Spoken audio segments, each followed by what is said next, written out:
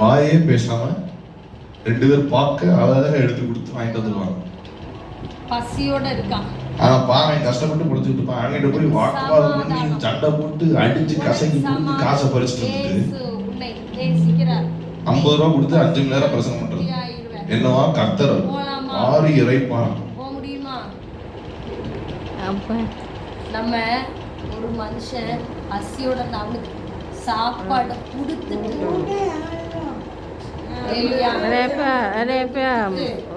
நான் கஷ்டப்பட்டு கொஞ்சம் காசு சேர்த்து வச்சிருக்கேன், எனக்கு அட்மிஷன் கொடுத்துருங்க. அந்த பிரின்சிபல் அட்மிஷன் கிடையாது, ஆனா நான் ஆண்டவரை பத்தி சொல்றேன் அப்படின்னு சொல்லி சொன்னாருன்னா உங்களுக்கு எப்படி இருக்கும்? முடியா தரமாட்டேன்ட்ட வச்சு அறுத்துக்கிட்டு இருக்க meaningless words. That's how our faith is, meaningless and dead. நிறைய நேரங்கள் சம்பந்தமே இல்லாம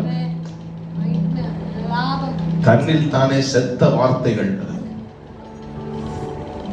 யோசிச்சு பார்க்கணும். நீங்க தேவையோட வந்து நிக்கிறீங்க அந்த பிரின்சிபல்ட்ட உங்க பிள்ளைக்காக. அந்த பிள்ளைக்காக பிரின்சிபல் சொல்றாரு நான் சீட்டு தர மாட்டேன். அதுக்கப்புறம் அவர் பேசுற எந்த வார்த்தை உங்க காதுக்குள்ள போகும்? எந்த வார்த்தை போகும் சொல்லுங்க?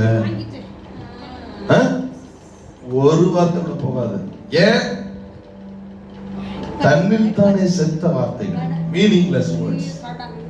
அப்படித்தான் நிறைய நேரங்களில் நான் விசுவாசிக்கிறேன் என்று சொல்லுகிறோம், செயல்கள் அதற்கு மாறாக இருக்கிறது. அந்த விசுவாசம் தன்னில் தானே செத்ததாகவே இருக்கிறது. அதைத்தான் யாக்கோபு சொல்கிறான்.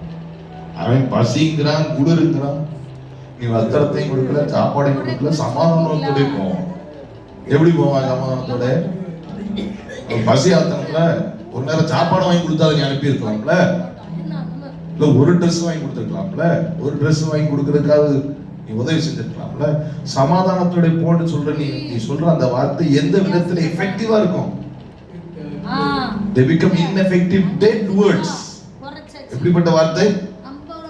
பக்கத்துல செத்த வார்த்தைகளாக இருக்கும்.